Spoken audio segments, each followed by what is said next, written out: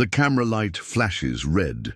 Jake Miller, the sharp-featured, fast-talking U.S. journalist, leans confidently into the microphone on his nightly financial talk show, Money Matters with Jake Miller. The studio is buzzing, producers behind. The glass, assistants moving with headsets, and the usual stack of research papers spread across Jake's sleek glass desk. Jake flashes his signature grin. "All right, folks. Tonight's target is none other than Diana Carney," he says with a smirk. On the giant screen behind him, a photo of Diana appears, elegant, smiling at a climate conference, holding a reusable water bottle. The lower third banner reads, "Billionaire's wife goes green. Cute or cringe?" Jake chuckles, shaking his head dramatically. "Look, I get it. Saving the planet is noble. But when your husband's Mark Carney, former Bank of England governor, former Bank of Canada head, Goldman Sachs alumnus, maybe stick to the charity galas and leave the climate talk to the scientists, huh?" Laughter trickles through the studio audience. Jake feeds off it, gesturing wildly. "I mean, Diana wants to tell us how to live sustainably, buy local, cut emissions. Meanwhile, she's jetting across the Atlantic and living in a mansion. Folks, you can't make this up." He tosses a printout onto the desk for dramatic effect, grinning as if he's just delivered a knockout punch. Behind him, B-roll footage plays of Diana at environmental panels, walking through organic farms and speaking at a climate rally. The audience laughs louder as Jake leans back, putting his feet up on the desk. But hey, maybe next she'll tell the Fed how to set interest rates or teach Warren Buffett a thing or two about investing. The producer's voice crackles in Jake's earpiece. "All right, Jake, wrap it up in 10. Jake leans forward, eyes gleaming. "Diana, if you're watching, no hard feelings, but maybe let Mark handle the boring money stuff, and you stick to planting trees in the backyard, okay?" The camera fades to commercial as Jake smirks at his own joke, sipping coffee smugly. His assistant hands him the next segment's notes, and Jake waves them away casually. He's riding high on his own cleverness, completely unaware that his words have set something unexpected in motion. In the control room, the producer glances at her phone. A text just came in from Mark Carney's office. "Mr. Carney would like a word." It's the next morning at the Money Matters studio. The newsroom hums with its usual chaos, phones ringing, interns rushing papers across desks, producers barking into headsets. Jake Miller strolls in late, coffee in hand, sunglasses still on, his usual cocky swagger on full display. He laughs with a junior producer, barely glancing at the rundown sheet handed to him. As Jake approaches the studio doors, his executive, producer Melissa, intercepts him, eyes wide, face pale. "Jake, you need to come with me. Now." Jake raises an eyebrow, smirking. "Relax, Mel, nobody died." Melissa pulls him by the arm, dragging him toward the green room. "Jake, Mark Carney is here. He showed up in person." Jake freezes mid-step. "Wait, the Mark Carney? Diana's husband?" Melissa nods sharply, lowering her voice. "Yes, and he's agreed to come on air today. He wants to talk about your segment last night." For the first time in a long while, Jake's smirk slips. "Are you serious?" They turn the corner into the green room, and there he is. Mark Carney, impeccably dressed in a tailored navy suit, calm, collected, with the cool air of a man who has spent decades handling world leaders, presidents, and central bank crises. He's chatting politely with the assistant, a cup of tea in hand, a small, amused smile on his face. Jake clears his throat, stepping in. "Mr. Carney, didn't expect to see you here." Mark turns, his eyes sharp but warm, offering a firm handshake. "Jake, pleasure to meet you. I thought we could have a little chat, live. Since you have so many opinions about my wife, I assumed you'd welcome a conversation." Jake swallows, hard, feeling his throat dry up. Sure. Yeah, of course. Love to have you." Melissa pulls Jake aside quickly. "Jake, listen to me. Don't go full attack dog. This is Mark Carney. We do not want a PR nightmare. Jake flashes a shaky grin, smoothing back his hair. Relax, Mel. I've got this. But inside, Jake feels the first twinge of unease. As Mark is ushered toward the studio, the crew scrambles, cameras adjusted, mics clipped, graphics loaded.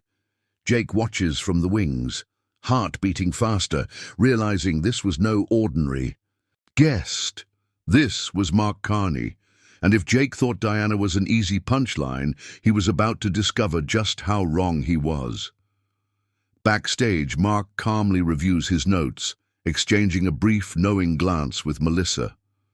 Meanwhile, Jake paces in circles, gripping his coffee cup tighter than usual, his mind racing to rewrite his game plan. Because today's show, it just turned into the biggest moment of his career. The studio countdown begins. In 5, 4, 3, 2. The theme music fades, and the red light over the camera blinks on. Jake Miller, now dressed sharply in a dark suit, smiles tightly at the camera, his usual swagger just a shade dimmer. Welcome back to Money Matters, folks. We've got a very special guest today.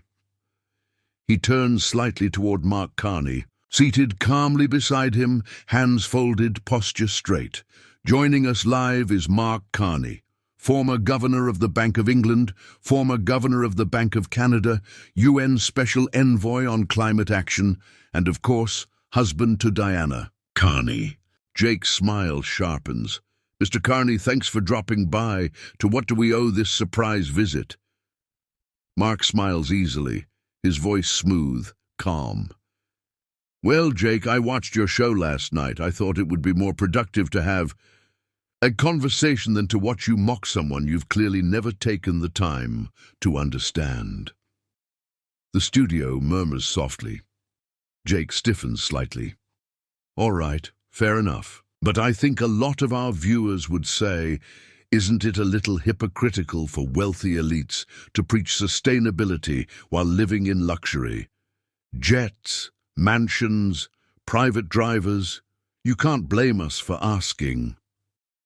Mark leans in slightly, his tone firm but warm.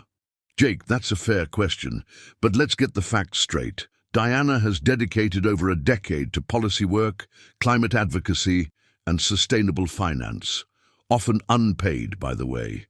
She works with farmers, non-profits, and governments to build real solutions. She's not on a podium for vanity. Jake tries to interrupt, waving a hand. Sure, but don't you think... Mark holds up a hand gently. Jake, may I finish? The audience chuckles. Jake forces a grin, nodding. Mark continues.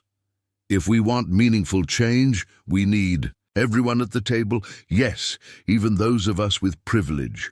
The media loves to reduce women's work to hobbies or call it cute, as you put it last night. But Diana is driving real policy shifts. Maybe next time you could do a little more research before writing the punchlines.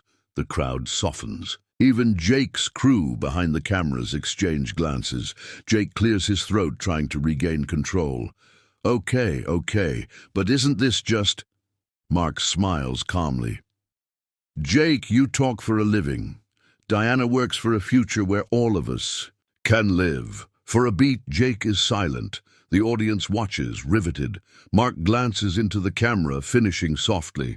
We need less mockery and more solutions. That's what Diana's focused on, and I think that deserves respect, not ridicule. There's a small pause, then a ripple of applause from the studio audience. Jake forces a polite laugh, nodding quickly. Well, I guess we just got a little lesson in grace, folks. Mark smiles, rising to shake Jake's hand as the segment wraps. The cameras go dark, the studio light dims, and the closing theme music fades away. Jake lets out a breath he didn't realize he was holding. His heart is still racing from the live segment, and his usually dry mouth is now parched. Mark Carney steps away from the desk, smoothly removing his lapel mic, chatting politely with the stage crew as if nothing unusual just happened. Jake watches him for a moment, the quiet confidence, the ease with which he handled every question, every jab, without ever raising his voice or losing his cool. Melissa, the executive producer, rushes over. "Jake, that was intense." Jake lets out a small, wry laugh. "Yeah, you could say that." Taking a deep breath, Jake squares his shoulders and walks toward Mark, who's standing near the exit, thanking the staff. For the first time in a long while, Jake feels something unfamiliar: humility. "Mr. Carney." Mark turns, offering a relaxed, almost amused smile. "Jake, good show." Jake rubs the back of his neck, a rare hint of sheepishness in his expression. "Look, I underestimated you. And Diana." He offers a hand. "Respect. You handled that brilliantly." Mark shakes his hand firmly, his eyes kind but sharp. "Thanks, Jake. Next time, remember, people are usually more than the caricature you see on TV." Jake nods, managing a faint grin. "Yeah, lesson learned." As Mark turns to leave, Jake watches him go, thoughtful. For once, his mind isn't racing with punchlines or hot takes. Instead, he's reflecting, maybe for the first time in years, on the real-world impact of his words and the people behind the headlines he mocks. Back in the control room, Melissa and the producers are already watching clips from the segment. Social media notifications light up like fireworks, hashtags trending, clips going viral, comments pouring in. Mark Carney just schooled Jake Miller. Best live interview all year. Diana Carney deserves an apology. Jake glances at the screens, then back at the door Mark just walked through. A small, genuine smile crosses his face, a rare moment of humility breaking through his usual ego. As the studio empties out and the lights dim, Jake gathers his notes, shakes his head, and mutters under his breath, "Yeah, I'll definitely do my homework next time." Outside, Mark steps into the cool evening air, slipping on his coat. His phone buzzes, a text from Diana. "Saw the segment. Proud of you." Mark smiles softly, tucking the phone away, and walks calmly into the night.